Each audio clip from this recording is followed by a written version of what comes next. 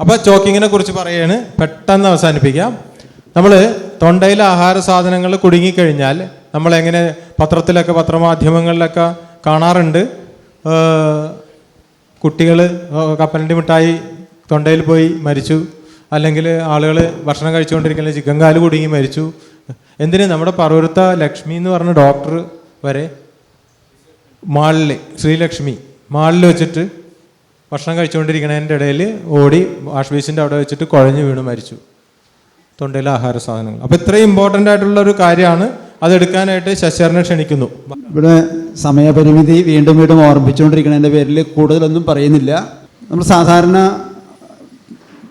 അനുഭവമുള്ള ഒരു കാര്യം പറഞ്ഞു, കുഴഞ്ഞു വീണ മരണങ്ങൾ. മറ്റൊരു പ്രധാന വിഷയമാണ് തൊണ്ടയിൽ ആഹാരം കുടുങ്ങിയുണ്ടാകുന്ന ബുദ്ധിമുട്ടുകൾ. അപ്പോൾ അതിൽ സാറ് നേരത്തെ പറഞ്ഞു ഒരു ലക്ഷ്മി എന്ന് പറഞ്ഞ ഡോക്ടർ മരിച്ച കാര്യം. അപ്പോൾ ഏകദേശ ധാരണ നിങ്ങൾക്ക് മനസ്സിലായിട്ടുണ്ട്, തൊണ്ടയിൽ ആഹാരം കുടുങ്ങിയിട്ടുണ്ടെങ്കിൽ എന്ത് സംഭവിക്കും? ശ്വാസം കിട്ടാണ്ടാകും, സ്വാഭാവികമായിട്ടും പോകും. അപ്പോൾ അങ്ങനെ തൊണ്ടയിൽ തടഞ്ഞിരിക്കുന്ന ആ ഒബ്സ്ട്രക്കിളിനെ നമ്മൾ എങ്ങനെ കളയാം, മാറ്റിയിട്ട് ആ ശ്വാസകോശ പ്രവർത്തനം പുനരാരംഭിക്കാം എന്നുള്ളതാണ്. അത് ഹെംലിക് എന്ന് പറയുന്നൊരു ദേഹമാണ് കണ്ടെത്തിയത്. അതുകൊണ്ട് അതിനെ ഹെംലിക് മാനുവർ എന്നാണ് പറയുന്നത്. ചോക്കിങ്. അപ്പോൾ സാധാരണ കേസിൽ തൊണ്ടയിൽ ആഹാരം കുടുങ്ങി കഴിഞ്ഞിട്ടുണ്ടെങ്കിൽ ബുദ്ധിമുട്ടുകൾ വരുമ്പോൾ നമ്മൾ ഓട്ടോമാറ്റിക്കായിട്ട് എന്ത് ചെയ്യും? ഓട്ടോമാറ്റിക്കായിട്ട് നമ്മുടെ കൈ അറിയാതെ തന്നെ ഇവിടെ പോകും, അല്ലേ? ഇങ്ങനെ കൂട്ടിപ്പിടിക്കും. അപ്പോൾ നമ്മൾ ആരെങ്കിലും ചോദിച്ചിട്ടുണ്ടെന്നുണ്ടെങ്കിൽ എന്തെങ്കിലും ബുദ്ധിമുട്ടുണ്ടെന്ന് ചോദിക്കുമ്പോൾ പറയും, ഓ തൊണ്ടയിൽ എന്തോ പോയി, ബുദ്ധിമുട്ടായി എന്ന് പറയും. അല്ലെങ്കിൽ എന്ത് പറ്റും?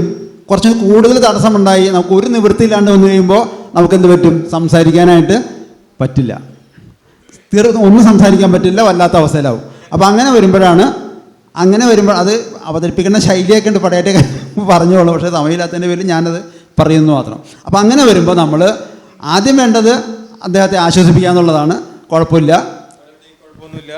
കുഴപ്പമൊന്നുമില്ല. എനിക്ക് BLS ഒക്കെ പഠിച്ചിട്ടുള്ളതാണ്. കുരക്കിൽ എന്തോ കുടുങ്ങിയിട്ടുണ്ട്. എന്താണ് ബുദ്ധിമുട്ട്? എന്താണ്? തൊണ്ടയിൽ എന്തോ കുടുങ്ങി.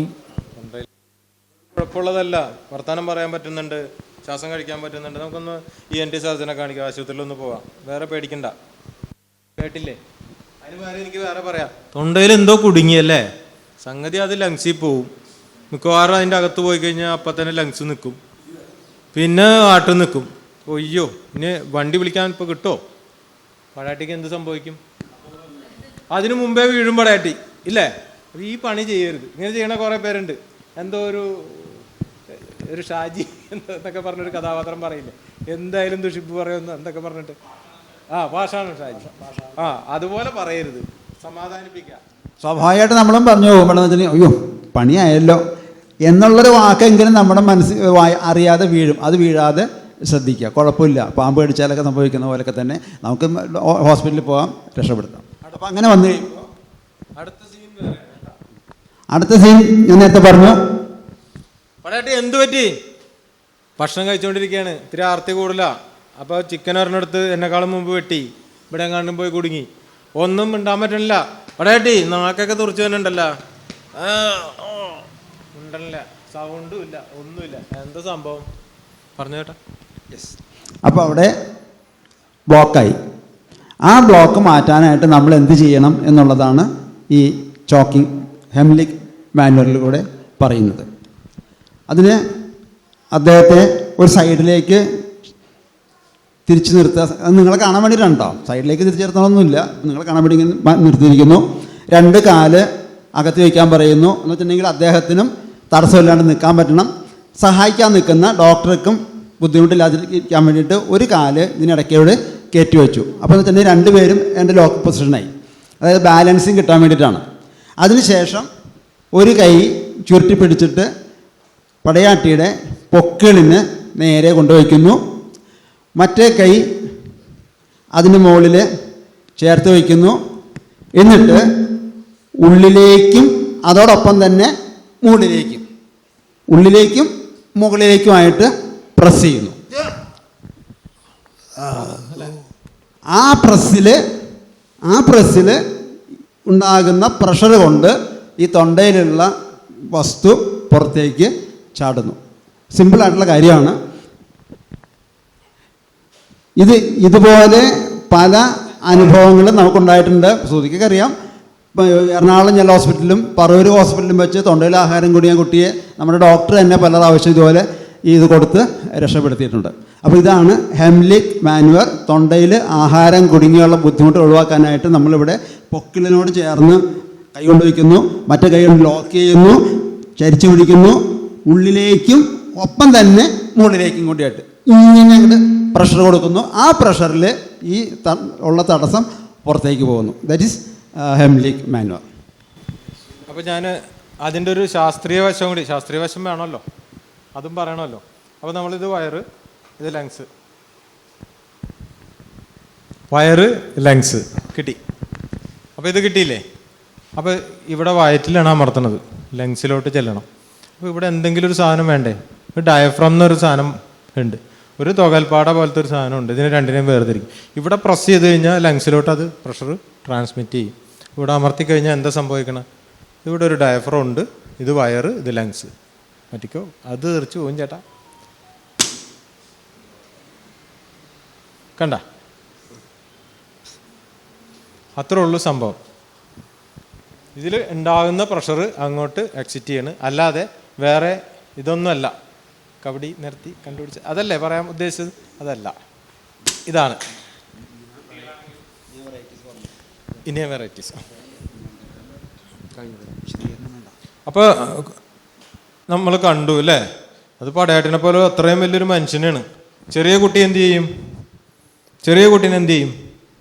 ഈ കുട്ടീനെ സിസ്റ്ററെ അറിയാവോ?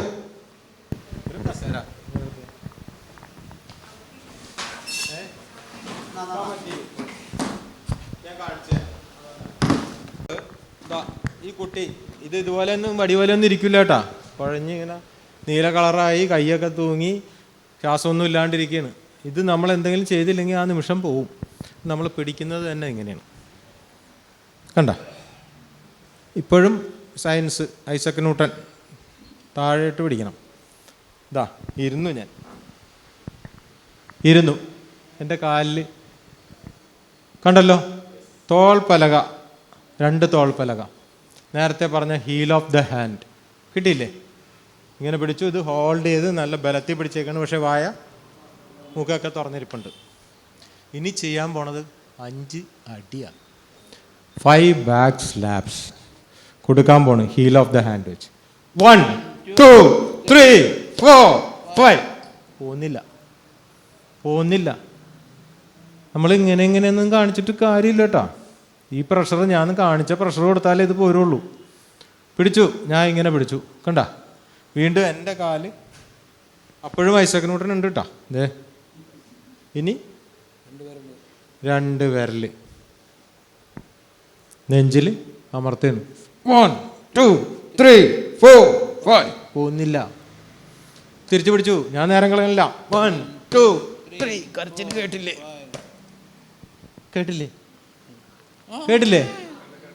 കൊച്ചിൻ്റെ കരച്ചിൽ കേട്ടില്ല? അത് തന്നെ. അപ്പോൾ നമ്മൾ കുട്ടിയുടെ തൊണ്ടേന്ന് അത് എടുത്തു. ഇത് ഇങ്ങനെ ചെയ്താൽ മാത്രമേ ഈ കുട്ടി രക്ഷപ്പെടുകയുള്ളൂ. അല്ലാണ്ട് അതിനെടുത്ത് ഇങ്ങനെ പാടിക്കൊണ്ടിരുന്നിട്ടും പറഞ്ഞിട്ടും പിടിച്ച് കുടഞ്ഞിട്ടൊന്നും കാര്യമില്ല. ഇത് ചെയ്താൽ പറ്റും, ചെയ്യാൻ സാധിക്കും എന്നുള്ളതാണ് ഞാൻ അത് വെച്ചിട്ട് കാണിച്ചത്. വിരലിട്ട് എടുക്കാൻ നോക്കണം, പറ്റൂല. ചിലപ്പോൾ നിങ്ങൾ തന്നെ തള്ളി അകത്താക്കും. അഥവാ ഇത് പുറത്തോട്ട് വരികയാണെങ്കിൽ ഈ തട്ടിന് തന്നെ അത് പുറത്തോട്ട് വന്നോളൂ. സ്കൂപ്പ് ചെയ്യാന്നുണ്ട്, അത് വിരൽ വെച്ച് ഇങ്ങനെ എടുക്കണം എന്നാണ്. അതിൻ്റെ അപ്പുറം വിരൽ പോയാലും മാത്രമേ നടക്കുള്ളൂ. ഇതൊന്നും അറിയാൻ പാടില്ലാത്തത് ചെയ്യണ്ട. അപ്പോൾ ഈ കുട്ടിക്ക് കുറേ നേരം കഴിഞ്ഞിട്ട് ഇത് പോകുന്നില്ല. എന്ത് ചെയ്യും? ഒന്നും ചെയ്യാണ്ടിരിക്കേ? സിസ്റ്ററെ അങ്ങനെ പറയരുത്, എന്തെങ്കിലും ചെയ്യണം സിസ്റ്റർ. എന്ത് ചെയ്യും? ഹോസ്പിറ്റലിൽ എത്തിക്കും. പക്ഷേ സിസ്റ്റർക്ക് ഒരു കാര്യം അറിയാം, സർക്കുലേഷൻ സിസ്റ്റർ മെയിൻറ്റെയിൻ ചെയ്യും. CAB അല്ലേ? അതിങ്ങനെ കൊടുത്ത് അതിൻ്റെ കൂട്ടത്തിൽ ആ ഇരിക്കുന്ന തടസ്സത്തിൻ്റെ ഇടയിൽ കൂടി കുറച്ച് എയർ അങ്ങോട്ടും ഇങ്ങോട്ടും പാസ് ചെയ്യും ഇല്ലേ? അത് കറക്റ്റ് ബ്ലോക്ക് ചെയ്യണ സാധനമാണെങ്കിൽ ചിലപ്പോൾ ഉണ്ടാവില്ല. പക്ഷെ നമ്മളിത് കൊടുത്ത് ഹോസ്പിറ്റലിൽ എത്തിക്കും. അങ്ങനെ കൊടുത്തു. മനസ്സിലായില്ലേ? കൊടുക്കാണ്ട് പറ്റുമോ? എല്ലാം പോയി, കൊടുക്കാണ്ട് പറ്റില്ല. ആ സമയത്ത് ഇത് പോകണമെങ്കിൽ ഈ പറഞ്ഞത് തന്നെ ചെയ്യണം. പക്ഷെ അതിന് നമുക്ക് അതൊക്കെ പോയി CPRൻ്റെ ഘട്ടമെത്തി. ലങ്സും ഇല്ല, റെസ്പിറേഷനും ഇല്ല, സർക്കുലേഷനും ഇല്ല. അപ്പോൾ നമ്മൾ എന്ത് ചെയ്യും? CPR കൊടുക്കും. അന്നേരത്തെ ഇനി ഇങ്ങനെ ഇട്ട് കാണിച്ചിട്ടൊന്നും കാര്യമില്ല. ഇനി ഈ പറഞ്ഞ പടയാട്ടി തന്നെ മറിഞ്ഞു വീണു കഴിഞ്ഞു, ഞാനൊന്നും കൊടുക്കാണ്ട് ചോക്കിംഗ് ആണ്, ഇനി ഒന്നും ചെയ്യാനില്ല, പോയില്ല, പെട്ടി വിളിക്ക്, വണ്ടി വിളിക്ക്, പള്ളി പറ ആണോ? പുള്ളിക്കും CPR എന്ത് കൊടുക്കും സിസ്റ്ററെ? CPR എന്ത് കൊടുക്കും? CPR കൊടുക്കുമോ? CPR എന്താണ്? CPR സർക്കുലേഷൻ കൊടുക്കും അല്ലേ? പൾമണറി അല്ലേ? കാർഡിയോ കൊടുക്കാൻ നമുക്ക്, പൾമണറി ചിലപ്പോൾ കൊടുക്കാൻ പറ്റില്ല, പക്ഷെ എന്നാലും കുറച്ച് ചിലപ്പോൾ അതിൽ കൂടി കിട്ടും. കിട്ടിയില്ലേ? ഇനി ഇത് തന്നെ ഒരു 8 വയസ്സുകാരൻ നമ്മൾ നേരത്തെ ചെയ്തത് ഒരു കൈ കൊണ്ട് ചെയ്യണം, നിർത്തിയിട്ട്. വീണ്ടും ലേഡീസിനോടൊരു ചോദ്യം, ഗർഭിണികൾ എന്ത് ചെയ്യും? വയറ്റിൽ കൊച്ചാ അല്ലേ? ഇപ്പം അവിടെ മേത്തിട്ട് ഇത് ചെയ്യാൻ പറ്റില്ല, അപ്പം എന്ത് ചെയ്യും? ചെയ്യാണ്ടിരിക്കാൻ പറ്റുമോ? വടയട്ടയ്ക്ക് ഇത്തിരി വയറൊക്കെ ഉണ്ട്, ഞാൻ കാണിച്ചു തരാം, കുഴപ്പമില്ല, അങ്ങനെ വേണ്ട, അഭിനയിക്കണ്ട, അല്ലാണ്ട് തന്നെ ഉണ്ട്, അല്ലാണ്ട് തന്നെ ഉണ്ട്. ഇവിടെ പിടിക്കും കണ്ട, അതായത് ഇവിടെ നമ്മൾ ചെയ്യില്ല, ഇവിടെ പിടിക്കും, ഇവിടെ വെച്ചിട്ട് നമ്മൾ പ്രസ് ചെയ്യും. പിന്നെ ഈ ഞങ്ങൾ വിദേശ രാജ്യത്ത് ഒരിക്കലും ക്ലാസ് എടുക്കേണ്ടി വന്നതാണ്, UN. അവിടെ അവരുടെ കുറേ ഇതനുസരിച്ചിട്ട് അത് ഇതിനകത്ത് കാണിച്ചെന്നുണ്ട്. ബാക്ക് സ്ലാബ്സ് 5 ബാക്ക് സ്ലാബ്സും ഹെംലിക്കും മാറി മാറി അവർ കാണിക്കുന്നുണ്ട്. അപ്പോൾ അതിൽ ഇങ്ങനെ കുമ്പിട്ട് നിർത്തിയിട്ട് ഈ ബ്ലേഡിൻ്റെ ഇടയിൽ എന്നത്തുണ്ടാവും ഇങ്ങനെ ഇടിക്കുന്നത് കണ്ട 5 ഇത് അവിടെ എടുത്ത ക്ലാസ്സിൻ്റെ ഒരു മലയാളം പതിപ്പ്. അപ്പോൾ അതിൽ ബാക്ക് സ്ലാബ്സ് 5 എണ്ണം കൊടുത്തിട്ട് വീണ്ടും ഹെംലിക്ക് അടിക്കും. അപ്പോൾ ഇതിൽ നമുക്ക് ബാക്ക് സ്ലാബ് അവിടെ കൊടുക്കാൻ പറ്റും, മനസ്സിലായേ? അപ്പോൾ അതിന് പകരം ഹെംലിക്ക് കൊടുക്കുന്നത് വയറ്റിലല്ല, ഇവിടെ വെച്ചിട്ട് കൊടുക്കാതിരിക്കാൻ പറ്റില്ല. അതുപോലെ വലിയ തടിയുള്ള ആളുടെ വയറ്റത്ത് പിടിച്ച് ചെയ്യാൻ പറ്റിയില്ലെങ്കിൽ മുകളിൽ പിടിച്ചിട്ട് ചെയ്യാം. ഇനി റിക്കവറി പൊസിഷന് ശശിചേട്ടനെ തന്നെ. അപ്പോൾ ഞാനേ ചോക്കിങ്ങും CPR ഒക്കെ ആയി, അത് നിങ്ങൾക്ക് ചോദിക്കാം. അപ്പോൾ നമ്മൾ ഇനി റിക്കവറി പൊസിഷൻ എന്ന് പറയുന്നത് നമ്മൾ ഒരാൾ കുഴഞ്ഞു വീണ് കഴിഞ്ഞിട്ടുണ്ടെങ്കിൽ അയാളെ എങ്ങനെ കിടത്തണം എന്നുള്ളത് സംഗതിയാണുള്ളത്. പിന്നെ ജനറൽ ആയിട്ടുള്ള മറ്റുള്ള കാര്യങ്ങളുണ്ട്, അപ്പോൾ നിങ്ങൾ ചോദിക്കുന്നതിന് മറുപടി പറയാം. റിക്കവറി പൊസിഷൻ ഒരാൾ കിടക്കുകയാണെന്നുണ്ടെങ്കിൽ അദ്ദേഹത്തെ അയാൾ ഇടത്തെ കൈ ടാറ്റ കൊടുക്കുന്നത് പോലെ ഇങ്ങനെയുള്ള ടാറ്റ കൊടുക്കുന്നത് ഇങ്ങനെ പിടിക്കുക. അത് കഴിഞ്ഞ് മറ്റേ വലത്തെ കൈ ചെവിയോട് ചേർത്ത് സ്റ്റോപ്പ് പറയുന്ന പോലെ ടാറ്റ സ്റ്റോപ്പ് ഇങ്ങനെ. അത് കഴിഞ്ഞിട്ട് അദ്ദേഹത്തെ വലത്തെ കാല് ഇങ്ങനെ പൊക്കി വയ്ക്കുക. എന്നിട്ട് ഈ ഷോൾഡറിലും കാലിലും പിടിച്ചിട്ട് അദ്ദേഹത്തെ പതുക്കെ ചരിച്ച് കിടത്തുക. അപ്പോൾ ഇവിടെ ഷീറ്റ് ഇതൊന്നുമില്ല, കിടത്തിയിട്ട് ഇങ്ങനെ ഇടത്തെ കൈ ഇങ്ങനെ പിടിക്കുക, ആളെ ഇങ്ങനെ കിടത്തുക, അടുത്ത കൈ ഇങ്ങനെ വയ്ക്കുക. അതിനുശേഷം കാലിങ്ങനെ ഉയർത്തി പിടിക്കുക, ഷോൾഡറിലും പിടിച്ചിട്ട് പതുക്കെ ഇങ്ങനെ ചരിച്ച് കിടത്തുക. അപ്പോൾ അങ്ങനെ വരുമ്പോൾ വെച്ചിട്ടുണ്ടെങ്കിൽ നമ്മൾ കാല് ഇങ്ങനെ വരുമ്പോൾ കാല് ലോക്കഡായിട്ട് കിടക്കും, കൈ ഇങ്ങനെ കിടക്കുന്നതിൻ്റെ പേരിൽ തല തറയിലേക്ക് മുട്ടില്ല. അപ്പോൾ എന്തെങ്കിലും വല്ല ഛർദിയൊക്കെ ഉണ്ടെന്നുണ്ടെങ്കിൽ അങ്ങനെ ഫ്രീ ആയിട്ട് പൊക്കോളും. പറമ്പിലോ റോഡിലോ എന്തെങ്കിലും വെള്ളമൊക്കെ ഉണ്ടെങ്കിലും ഇങ്ങോട്ട് കയറിയില്ല. അപ്പോൾ അങ്ങനെ കിടക്കുന്ന ഒരു പൊസിഷനാണ് റിക്കവറി പൊസിഷൻ. നമ്മൾ സാധാരണ പല ആൾക്കാരും കിടക്കുമ്പോൾ ഉറങ്ങാൻ നേരത്ത് ഇങ്ങനെ ചരിഞ്ഞ് കിടക്കാറുണ്ടല്ലോ, അത് ലെഫ്റ്റ് സൈഡ് ഇങ്ങനെ ചരിഞ്ഞ് ഇങ്ങനെ കിടക്കുകയാണെന്നുണ്ടെങ്കിൽ സൗകര്യമായിട്ട് കിടക്കാം, കുഴപ്പമൊന്നുമില്ല. അപ്പോൾ നമ്മൾ ഈ 3 കാര്യങ്ങൾ ഇപ്പം നമ്മൾ കാണിക്കാൻ പറ്റിയില്ല. പ്രധാനമായിട്ടുള്ള 2 കാര്യങ്ങൾ പറഞ്ഞു. ഒന്ന് CPR, കാർഡിയോ പൾമണറി റിസസിറ്റേഷൻ. അതിനകത്ത് 2 കാര്യങ്ങളേ ഉള്ളൂ. ഒന്ന് ചെസ്റ്റ് കംപ്രഷൻ, 2 ബ്രീത്തിങ്. ഈ 2 കാര്യങ്ങളേ ഉള്ളൂ. ചെസ്റ്റ് കംപ്രഷൻ എന്ന് വെച്ചിട്ടുണ്ടെങ്കിൽ 30 കംപ്രഷൻ കൊടുക്കുക, എയർവേ ശരിയാക്കിയിട്ട് 2 പ്രാവശ്യം ഓക്സിജൻ കൊടുക്കുക. അപ്പോൾ 30:2 എന്നുള്ള രീതിയിൽ 5 പ്രാവശ്യം ആകുമ്പോൾ ഒരു സൈക്കിളാകും. അതങ്ങനെ കണ്ടിന്യൂ ചെയ്തുകൊണ്ടിരിക്കുക. അതാണ് 2 കാര്യങ്ങളേ ഉള്ളൂ, chest compression and breathing. CPR, cardio pulmonary resuscitation, ഹൃദയ ശ്വാസകോശ പുനരുജ്ജീവനം. രണ്ടാമത്തെ കാര്യം നമ്മൾ പറഞ്ഞത് ഈ ചോക്കിംഗ് ആണ്. തൊണ്ടയിൽ ആഹാരം കുടുങ്ങിയിട്ടുള്ള ബുദ്ധിമുട്ടുണ്ടാകുമ്പോൾ അതിൽ നിന്ന് റിക്കവറി എടുക്കാനായിട്ട് നമ്മൾ ലോക്ക് ചെയ്ത് പിടിച്ചിട്ട് വയറിലേക്ക് ഉള്ളിലേക്കും മുകളിലേക്കുമായിട്ട് തള്ളുക. പിന്നെ അതിൻ്റെ വെറൈറ്റീസ് കുട്ടികളിലും സ്ത്രീകളിലും ഗർഭിണികളിലൊക്കെ എങ്ങനെയാണെന്നുള്ളത് പറഞ്ഞു കഴിഞ്ഞു. ഈ 2 കാര്യങ്ങളാണ് പ്രധാനമായിട്ടുള്ളത്. നമ്മൾ കൂടുതൽ ഫേസ് ചെയ്യുന്നത് ഇതാണ്. പിന്നെ വേറെ പ്രധാന ഒരു കാര്യമാണ് നേരത്തെ സാറ് സൂചിപ്പിച്ചു, അതായത് അപകടങ്ങൾ വരുമ്പോൾ നമ്മൾ ആളുകൾ ഹാൻഡിൽ ചെയ്യുന്നതിനകത്ത് വളരെ ശ്രദ്ധിക്കേണ്ട കാര്യമാണ്. വളരെ ശ്രദ്ധിക്കേണ്ട കാര്യമാണ്. കഴിയുന്നതും ഒരാൾ വീണ് കിടന്നിട്ടുണ്ടെന്നുണ്ടെങ്കിൽ നമ്മൾ ഓടി വന്ന് കൈ കാലിൽ പിടിച്ചിട്ട് പൊക്കാണ്ടിരിക്കാൻ ശ്രമിക്കുക. ചുരുങ്ങിയ പക്ഷം വല്ല ബെഡ്ഷീറ്റ് എന്തെങ്കിലും കൊണ്ടുവന്നിട്ട് ചുരുട്ടി കെടുത്തിയിട്ട് അതിനകത്ത് കെടുത്തിയിട്ട് എടുത്തുകൊണ്ട് പോകാൻ നോക്കുക. അല്ലെങ്കിൽ വല്ല പല കഷ്ണം കൊണ്ടുവരാൻ നോക്കുക. അല്ലെങ്കിൽ 3-4 വേലിപ്പത്തിലൊക്കെ ഉണ്ടെങ്കിൽ അത് കൂട്ടി കെട്ടിയിട്ട് അതിനകത്ത് കെടുത്തിക്കൊണ്ട് നോക്കുക. ഇപ്പോൾ നിവർത്തി ഏത് പൊസിഷനാണ് അങ്ങനെ കിടക്കുന്നത് അതിന് നമ്മളായിട്ട് കൈയും കാലം നിവർത്താനോ ചിരിക്കാനോ ശ്രദ്ധിക്കുക. അതാണ് ഏറ്റവും വലിയ പ്രധാനപ്പെട്ട കാര്യം. പിന്നെ ഉള്ളതെന്ന് വെച്ചിട്ടുണ്ടെങ്കിൽ നമ്മൾ സാധാരണ അനുഭവം ഉള്ളതിൻ്റെ പറയുന്നതാണ്, ഒരാൾ കുഴഞ്ഞ് വീണ് കിടക്കണമെന്നുണ്ടെങ്കിൽ സാധാരണ ഏതൊരു ആൾക്കാർ ഓടി ചെന്നിട്ട് സോഡ മേടിച്ചുകൊണ്ട് വരും, വെള്ളം മേടിച്ചുകൊണ്ട് വരും, മുഖത്ത് തളിക്കും, കുഴപ്പമില്ല. പക്ഷേ വായിലൊഴിച്ചു കൊടുക്കും പലരും. അത് ശ്രദ്ധിക്കണം. ബോധമില്ലാണ്ട് കിടക്കുന്ന ആളുടെ വായിലൊഴിച്ചു കൊടുത്തിട്ട് ഇല്ലാത്ത ബുദ്ധിമുട്ടുകളുണ്ടാക്കും. അങ്ങനെ കുറേ അബദ്ധ ചെയ്തികൾ നമ്മൾ ഒഴിവാക്കുക. പിന്നെ മുറിവൊക്കെ പറ്റിക്കഴിഞ്ഞിട്ടുണ്ടെങ്കിൽ ചായപ്പൊടി മനസ്സാരയൊക്കെ ഇടുന്ന പരിപാടികളൊക്കെ ഉണ്ട്. അങ്ങനെയുള്ള കാര്യങ്ങളൊക്കെ കഴിയുന്നതും ഒഴിവാക്കുക. പിന്നെ ഇനി നിങ്ങൾക്ക് ചോദിക്കാനുണ്ടെങ്കിൽ സാറിനോട് ചോദിക്കാം, ക്ലിയർ ചെയ്യാം. ഹലോ, ശ്വാസം മുട്ടൽ അങ്ങനെയുള്ള രീതി വരുമ്പോഴത്തേക്കും എന്താ ചെയ്യേണ്ടത്? ശ്വാസം മുട്ടൽ അങ്ങനെ വരുമ്പോഴത്തേക്കും എന്താണ് ചെയ്യേണ്ടത്?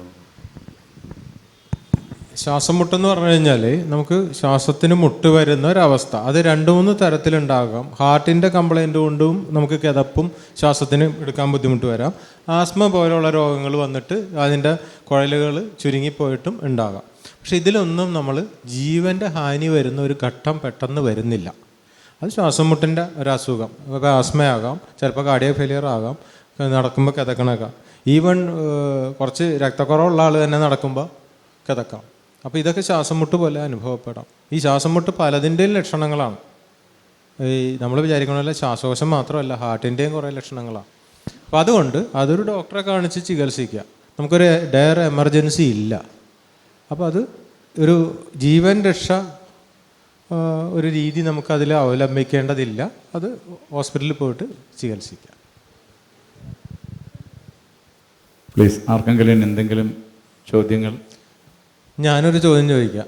അത് പടയാട്ടിയോട് ചോദിക്കട്ടെ. അവിടെ ആരെങ്കിലും ഉണ്ട്? ചോദ്യത്തിന് ആരെങ്കിലും ഉണ്ടാ? ഇല്ലെങ്കിൽ ഞാൻ ചോദിക്കാം. ഞാൻ പടയാട്ടിയോട് ചോദിക്കണേ ഒരു ചോദ്യം. ഏതായാലും ഒരു 5 മിനിറ്റ് നമുക്ക് ഉണ്ടല്ലോ. ഈ ഫിറ്റ്സ് വരുന്ന ആളുകൾ അവരെ ഈ എന്താ ചികിത്സ കൊടുക്കുക നമ്മൾ സാധാരണ? താക്കോല്. അപ്പോൾ അതിനെക്കുറിച്ച് പടയാട്ടിക്ക് എന്തെങ്കിലും പറയാനുണ്ടാവുമല്ലോ. നമ്മുടെയൊക്കെ വീടരികിലും റോഡരികിലൊക്കെ ആളുകൾ കാണാറില്ലേ? കിടക്കണുണ്ടോ റോഡരികത്തും വീടരികത്തും? നമ്മൾ മദ്യപിച്ച് കിടക്കുകയാണെന്ന് പറയും ചിലപ്പോഴൊക്കെ. ഹലോ, കേൾക്കുന്നുണ്ടോ പറയുന്നത്? ഞാൻ നമ്മുടെ റോഡരികത്തെ ആളുകൾ കിടക്കണ കണ്ടിട്ടുണ്ടോ? അവരെങ്ങനെ കിടക്കണം? മദ്യപിച്ച് കിടക്കണോ? അടിച്ച് കിടക്കുന്നവരുണ്ടാവും, തലയിറങ്ങി വീണവരുണ്ടാവും ഇല്ലേ? ഈ ഫിറ്റ്സ് വന്നാൽ എന്താ കൊടുക്കാം? ഇരുമ്പ് കൊടുക്കും, കത്തി ഒക്കെ കൊടുക്കും അല്ലേ? ഈ പിറ്റ്സ് എന്ന് പറയുന്ന അസുഖം ഒരു പ്രേതഭൂത പിശാചുക്കളുടെ ഉപദ്രവമാണെന്നുള്ള ധാരണയിലാണ് ഈ ആളുകൾ ഈ താക്കോല് കൊടുക്കുന്നത്. അത് തന്നെയാണ് നമ്മളെ സംബന്ധിച്ചിടത്തോളം നമ്മൾ ഇരുമ്പ് കൊടുത്താൽ മാറും എന്ന് പറയുന്നത്. പക്ഷേ ഇരുമ്പ് കൊടുത്താൽ 5 മിനിറ്റ് കൊണ്ട് മാറും. കൊടുത്തില്ലെങ്കിലോ 300 സെക്കൻഡ് എടുക്കും മാറാനായിട്ട്. എത്ര സെക്കൻഡ്? 300. ഏതാണ് നല്ലത്?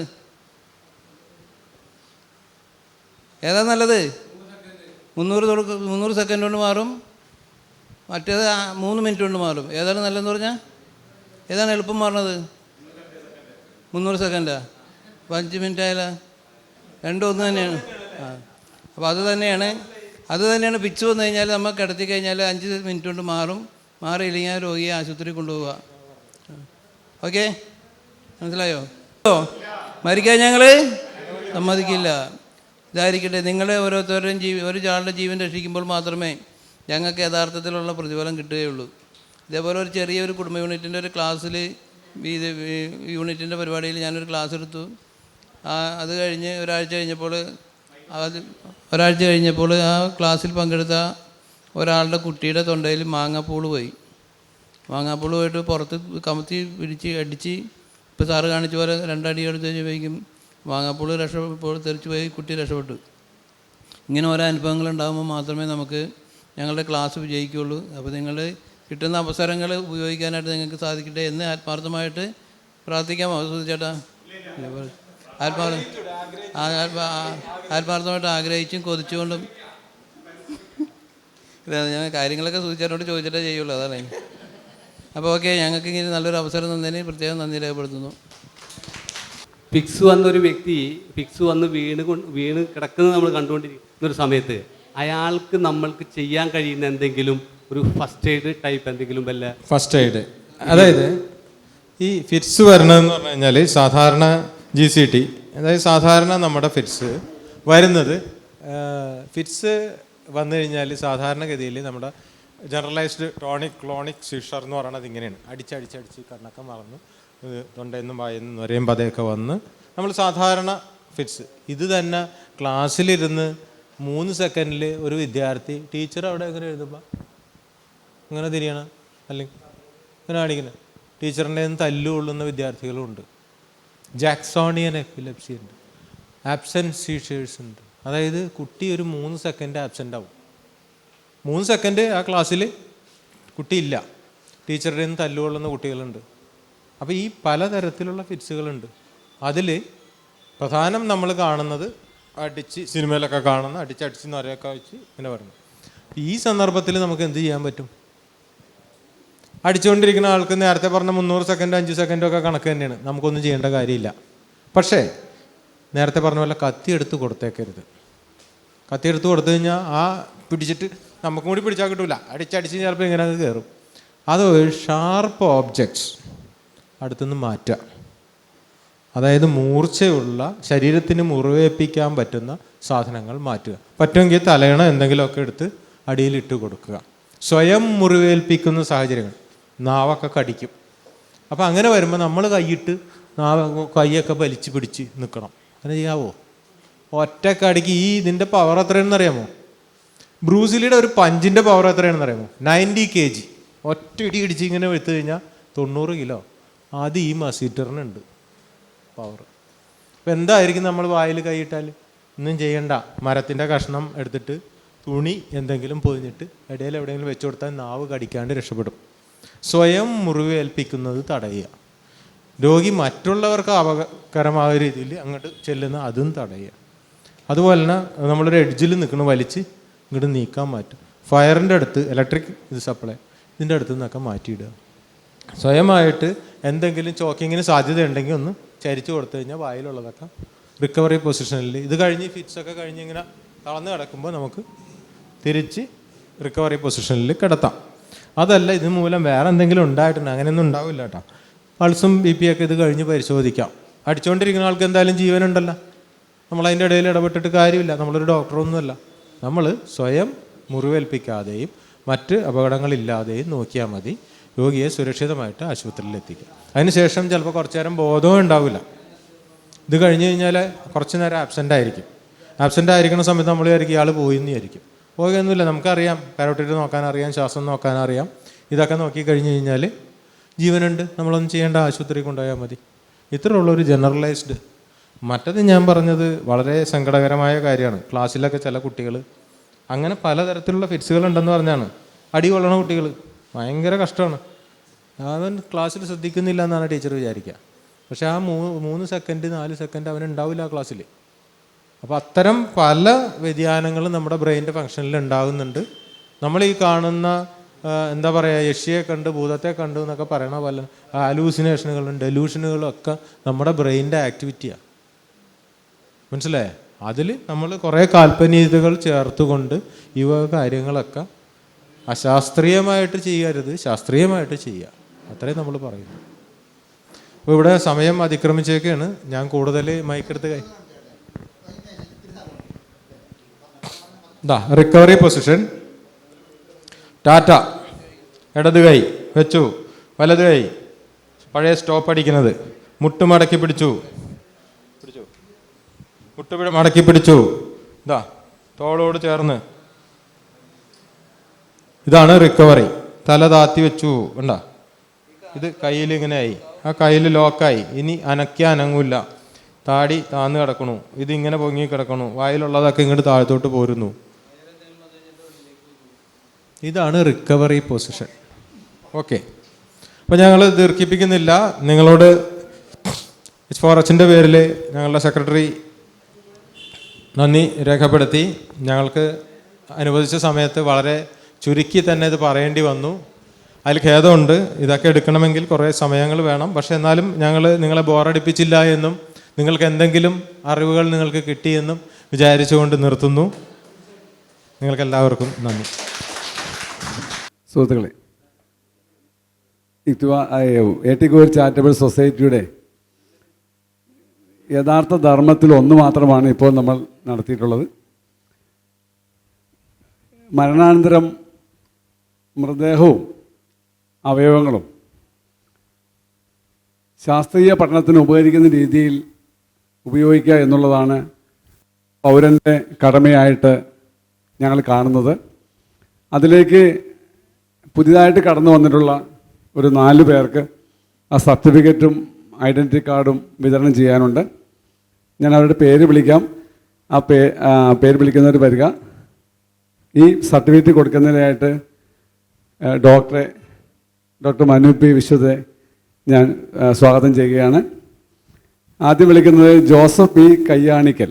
അദ്ദേഹം ഒരു സാമൂഹ്യ പ്രവർത്തകനാണ്, അധ്യാപകനാണ്. കയ്യാണിക്കൽ ഐരാപുരത്താണ് അദ്ദേഹത്തിൻ്റെ വീട്. സോമനസാലെ അദ്ദേഹത്തിൻ്റെ മരണാനന്തരം അദ്ദേഹത്തിൻ്റെ മൃതദേഹം മെഡിക്കൽ കോളേജിലെ വിദ്യാർത്ഥികളുടെ പഠനത്തിന് വേണ്ടി കൊടുക്കാമെന്ന് അദ്ദേഹം സമ്മതിച്ച് തന്നിട്ടുള്ള സർട്ടിഫിക്കറ്റാണ്.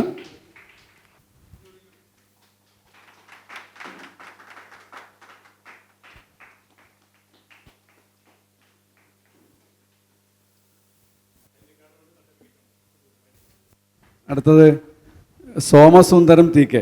അദ്ദേഹം കെടാമംഗലം നോർത്ത് പറവൂർ കെടാമംഗലം സ്വദേശിയാണ്. അദ്ദേഹത്തെയും ഈ സർട്ടിഫിക്കറ്റ് വാങ്ങുന്നതിലേക്കായി ക്ഷണിച്ചോളൂ.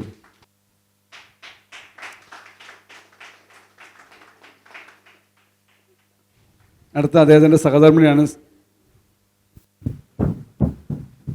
Arundhati P D. അദ്ദേഹത്തിന് ആരോഗ്യ കാരണങ്ങളാൽ എത്തിച്ചേരാൻ പറ്റിയിട്ടില്ല. ആ സർട്ടിഫിക്കറ്റും അദ്ദേഹത്തിൻ്റെ ഭർത്താവിനെ ഏൽപ്പിക്കാൻ.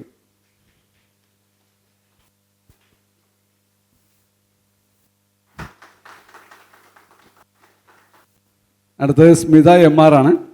അത് ലേബർ കോർട്ടിലെ ഉദ്യോഗസ്ഥയാണ്, വടക്കമ്പറൂരുകാരിയാണ്. അതിലുപരി ഇന്ത്യൻ യുദ്ധവാദ സംഘത്തിൻ്റെ എറണാകുളം ജില്ലാ പ്രസിഡന്റായിരുന്ന രാഘവൻ ചേട്ടൻ്റെ മകളാണ്.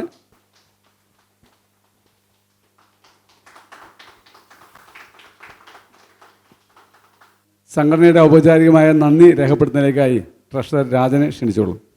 പ്രിയമുള്ളവരെ, ഹെൽപ്പ് ഫോർ ഹെൽപ്ലെസ് എന്ന് പറയുന്ന പറവൂരിൽ നിന്ന് ആരംഭിച്ച് കേരളം ഒട്ടാകെ വ്യാപിച്ചിരിക്കുന്ന ഈ സംഘടന, പേരുകൊണ്ട് തന്നെ അറിയാലോ, ഹെൽപ്ലെസ്സായ മനുഷ്യരെ ജീവിതത്തിലേക്ക് പലവിധത്തിൽ സാംസ്കാരികമായും അല്ലാതെയും ചികിത്സാ രീതിയിലൊക്കെ ഒരുപാട് സഹായങ്ങൾ ചെയ്തുകൊണ്ടിരിക്കുന്ന ഒരു സംഘടനയാണ്. അതിൻ്റെ പ്രസിഡൻ്റാണ് ശ്രീമാൻ മനു ഡോക്ടർ. മനു ഡോക്ടറെ ഞാൻ കൂടുതലിഞ്ഞ് പരിചയപ്പെടുത്തേണ്ട. ട്രഷററാണ് ശ്രീ അനിൽകുമാർ. സെക്രട്ടറിയാണ് നമ്മുടെ പടയാട്ടിയെക്കുറിച്ച് ഞാൻ ചെറുതായിട്ട് പറഞ്ഞിരുന്നു. കേരളത്തിലിപ്പോൾ 1500 മുകളിൽ കണ്ണുകൾ ദാനം ചെയ്യാൻ അദ്ദേഹം ഒരുപാട് എഫർട്ട് എടുത്തിട്ടുണ്ട്. അതിനേക്കാളുപരി പറവൂരിൻ്റെ ഏതെങ്കിലും പ്രാന്തപ്രദേശങ്ങളിൽ അലഞ്ഞു നടക്കുന്നവരെ, ജീവിക്കുന്നവരെ കണ്ടാൽ അദ്ദേഹത്തിന് അത് സഹിക്കില്ല.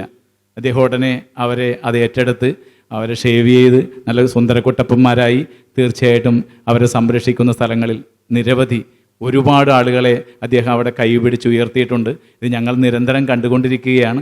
അദ്ദേഹത്തിന് സഹായവുമായി ഞങ്ങളൊക്കെ ഇടയ്ക്കൊക്കെ സഹായിക്കാറുണ്ടെന്ന് മാത്രമുള്ളൂ. പക്ഷെ ഇപ്പോൾ അദ്ദേഹത്തിന് ചെറിയൊരു ശാരീരികമായ വൈകല്യങ്ങൾ വന്ന് പെട്ടതുകൊണ്ടാണ് നമ്മളിപ്പോൾ കാണുന്ന ഉത്സാഹക്കുറവ് അദ്ദേഹത്തിനുള്ളത്. അതും പ്രോഗ്രസ് ആയിക്കൊണ്ടിരിക്കുകയാണ്. പിന്നെ ശശിചേട്ടനാണ് ഈ ടീമിൻ്റെ ക്യാപ്റ്റൻ. ഈ പറയുന്ന BLSൻ്റെ ക്ലാസ്സുകളിലൊക്കെ അദ്ദേഹമാണ് തിരഞ്ഞെടുക്കപ്പെട്ടിരിക്കുന്നത്. വളരെ സജീവമായി നിൽക്കുന്ന പറവൂർ കേന്ദ്രീകരിച്ചുള്ള ഈ സംഘടനയ്ക്ക് ഒരു വലിയ കയ്യടി കൂടി കൊടുക്കണമെന്ന് അഭ്യർത്ഥിക്കുന്നു. Thank you very much. ബഹുമാനരീയ സഹോദരി സഹോദരന്മാരെ, ഈ യോഗത്തിൻ്റെ അധ്യക്ഷൻ ശ്രീ S. ജോർജ്, ഒരു പരിഷ്കൃത സമൂഹത്തിൻ്റെ വളർച്ചയുടെ അടയാളപ്പെടുത്തലാണ് ഇത്തരം വേദികൾ. നമുക്കറിയാം, വെറും 200 വർഷങ്ങൾ മാത്രമുള്ളൂ നമ്മുടെ ഈ ആധുനിക സയൻസിൻ്റെ വളർച്ചയ്ക്ക്. ലോകത്തിലാദ്യമായി ഒരു ഹൃദയം മാറ്റിവെക്കപ്പെട്ടത് 1967 ഡിസംബർ 3-ാം തീയതിയാണ്. ദക്ഷിണാഫ്രിക്കയിലെ കേപ്പ് ടൗണിൽ ഗ്രൂട്ട് ഷൂർ എന്ന ഹോസ്പിറ്റലിൽ ക്രിസ്ത്യൻ ബെർണാഡ് എന്ന സർജൻ ലൂയിസ് വാഷ്കാൻസ്കി എന്ന 40-കാരന് ഡെൻസി ഡാൾഗർ എന്ന യുവതിയുടെ ഹൃദയം മാറ്റിവെച്ചുകൊണ്ട് ചരിത്രത്തിൽ ആധുനിക ചികിത്സാ സമ്പ്രദായത്തെ ഞെട്ടിച്ചുകൊണ്ട് ലോകം മുഴുവൻ കോരിത്തിരിച്ചിരുന്നൊരു സമയമായിരുന്നു അത്. അതുപോലെ തന്നെയാണ് നമ്മുടെ ഇന്ത്യയിൽ ആദ്യമായി 1994 ഓഗസ്റ്റ് മാസം 3-ാം തീയതി ഹൃദയം മാറ്റിവെക്കുന്നത്. ദേവിറാം എന്ന ഒരു ഇൻഡസ്ട്രിയൽ ഉദ്യോഗസ്ഥന് 35 വയസ്സുകാരിയുടെ മസ്തിഷ്കത്തിലെ രക്തസ്രാവം മൂലം ആ ഹൃദയം മാറ്റിവെക്കപ്പെടുകയുണ്ടായത്. നമ്മുടെ കേരളത്തിൽ ആദ്യമായിട്ട് ഹൃദയം മാറ്റിവെച്ചത് 2003 മെയ് മാസം 13-ാം തീയതിയായിരുന്നു. നമ്മുടെ തൊട്ടടുത്തുള്ള മെഡിക്കൽ ട്രസ്റ്റ് ഹോസ്പിറ്റലിൽ ജോസ് പെരിയപ്പുറം എന്ന ഡോക്ടറാണെന്ന് മാറ്റിവെച്ചത്. നമ്മുടെ ഇന്ത്യയിൽ അവയവം മാറ്റിവെക്കാനുള്ള ബില്ല് രാഷ്ട്രപതി ഒപ്പിട്ടത് 1994 ജൂലൈ മാസം 17-ാം തീയതി ആയിരുന്നു. അടുത്ത മാസം തന്നെയാണത് മാറ്റിവെക്കേണ്ടത് നമ്മൾ ഓർക്കണം. ഏറ്റവും ആദ്യം ഹൃദയം മാറ്റിവെക്കപ്പെട്ട വാഷ്കാൻസ്കി 18 ദിവസം കഴിഞ്ഞപ്പോൾ ന്യൂമോണിയ ബാധിച്ച് മരിച്ചെങ്കിൽ നമ്മുടെ ഇന്ത്യയിൽ മാറ്റിപ്പെട്ട ദേവിറാം 18 വർഷക്കാലം ജീവിച്ചിരുന്നു. അപ്പോൾ നമ്മുടെ ശാസ്ത്രം അതിവേഗം മുന്നോട്ട് കുതിക്കുന്ന ഈ കാലഘട്ടത്തിൽ ഹൃദയവും മറ്റ് അവയവങ്ങളും ദാനം ചെയ്യാനുള്ള ഒരു മാനസികാവസ്ഥ നമ്മുടെ സമൂഹത്തിൽ ഉണ്ടാക്കിയെടുക്കുന്ന കർത്തവ്യമാണ് ഏറ്റുകൂർ ചാരിറ്റബിൾ സൊസൈറ്റി ഏറ്റെടുത്തുകൊണ്ട് ഇത്തരം പരിപാടികൾ സംഘടിപ്പിക്കുന്നത്. ഇനിയും വളരെ ദൂരം മുന്നോട്ട് പോകേണ്ടതുണ്ട്. ഇനിയും ഇത്തരം വേദികൾ സൃഷ്ടിച്ചുകൊണ്ട് നമുക്ക് മുന്നേറാം. ഒന്നിച്ചു നിന്ന് കൈകോർത്ത് നിന്ന് പരിശ്രമിക്കാം എന്ന് ആഗ്രഹിച്ചുകൊണ്ട് ആശംസിച്ചുകൊണ്ട് ഞാൻ എൻ്റെ നന്ദിയിലേക്ക് കടക്കുന്നു. ഇവിടെ അധ്യക്ഷൻ ശ്രീ എസ് സി ജോർജ്, അദ്ദേഹത്തിന് ഏറ്റുകൂർ ചാരിറ്റബിൾ സൊസൈറ്റിയുടെ പേരിൽ നന്ദി അറിയിക്കുന്നു. ഈ പഠന ക്ലാസ് നല്ല രീതിയിൽ കൈകാര്യം ചെയ്ത, എല്ലാവർക്കും ഗുണകരമായ രീതിയിൽ മനസ്സിലാവുന്ന രീതിയിൽ കൈകാര്യം ചെയ്ത ശ്രീ മനു പി വിശ്വൻ സാറ്, അദ്ദേഹത്തിൻ്റെ സഹപ്രവർത്തകർക്കും ഞാൻ ഏറ്റുകൂർ ചാരിറ്റബിൾ സൊസൈറ്റിയുടെ പേരിൽ നന്ദി അറിയിക്കുന്നു. ഈ പരിപാടിയിൽ പങ്കെടുത്ത എല്ലാം മനസ്സിലാക്കി പഠിച്ച് ഇനിയൊരു അവസരത്തിൽ ഇത് കൈകാര്യം ചെയ്യുന്ന വിധം തയ്യാറായ ഇവിടെ എത്തിച്ചേർന്ന എല്ലാവർക്കും നന്ദി രേഖപ്പെടുത്തുന്നുണ്ട്. നിർത്തുന്നു. നന്ദി, നമസ്കാരം.